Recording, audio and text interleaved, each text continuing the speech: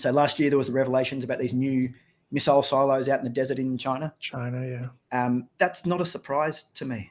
I know most people are kind of running around either completely freaked out or saying, aha, I told you they were evil and dastardly and they were planning this all along.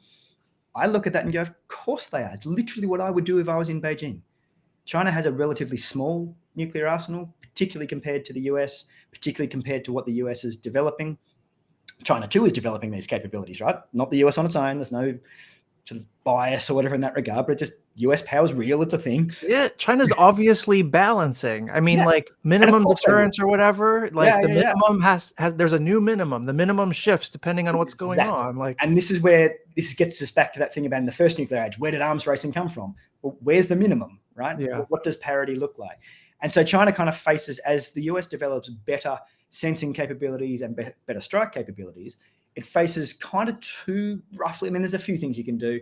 You can harden missile silos a bit more so they might be able to withstand a strike. But the two easiest ways, or two most straightforward ways, is you develop better submarines, quieter submarines that are harder to find, or you just develop more missile silos. You just have more targets. You give the US more targets to hit just to raise that question mark in their head. Could you definitely get all of them? Mm-hmm. And they are trying to develop quieter submarines, but that's really hard and really expensive. Do you know what's not? These days, it's developing missiles. Do you know what's really not expensive? It's very inexpensive, is to just dig a missile silo that might have a missile in it. It doesn't even have to have a missile in it. You can do this thing called a shell game, where you build 300 new silos and you only need 100 missiles and you move them around.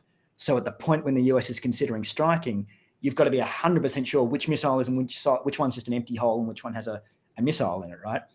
So that's actually the cheapest way of doing it. You just make yourself a harder target to hit.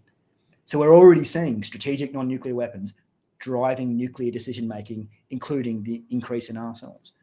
And it's no coincidence that China's increasing the size of its arsenal, Pakistan's increasing the size of its arsenal, because India's developing capabilities too. Even the Brits these days are talking about basically reversing this trend from it's been ongoing for a number of years. They're talking about actually increasing the size of their arsenal again, because they're looking at what the Russians are developing. So we're seeing this play out already.